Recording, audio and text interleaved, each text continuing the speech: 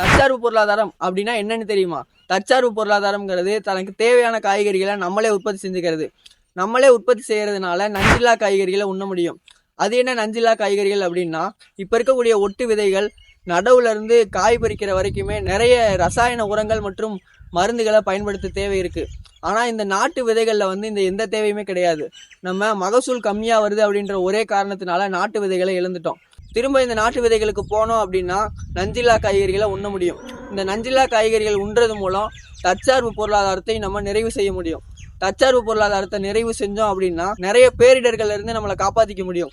உதாரணத்துக்கு இப்ப கொரோனா வந்தப்ப நம்ம எல்லாருமே வேலையை தேடி ஓடல, காய்கறிகளை தேடி தான் ஓடணும். இப்ப நமக்கு தேவையான காய்கறிகளை நம்மளே உருவாக்கிக்கிட்டோம் அப்படின்னா யாரை தேடியுமே நம்ம ஓட தேவையில்ல. இதனால எல்லா மக்களுக்குமே பெரிய அளவுல நன்மை இருக்கு. இந்த தற்சார்பு பொருளாதாரத்தை நிறைய பேர் இன்னைக்கு பின்பற்றி நாட்டு விதைகளை பாதுகாத்து பராமரிச்சுக்கிட்டு வர்றாங்க.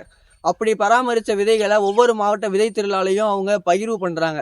இப்படி நாட்டு விதைகளை பராமரிச்சு பாதுகாத்துக்கிட்டு வர்றவங்கள அரசு தனிப்பட்ட முறையில இன்னும் ஊக்குவிச்சா நல்லா இருக்கும். இதை பத்தி நீங்க என்ன நினைக்கிறீங்க அப்படின்றத கமெண்ட்ல சொல்லிட்டு போங்க. இந்த மாதிரி பதிவுகள் தெரிஞ்சுக்கணும் அப்படின்னா நம்ம சேனலை ஃபாலோ அண்ட் சப்ஸ்கிரைப் பண்ணிக்கோங்க.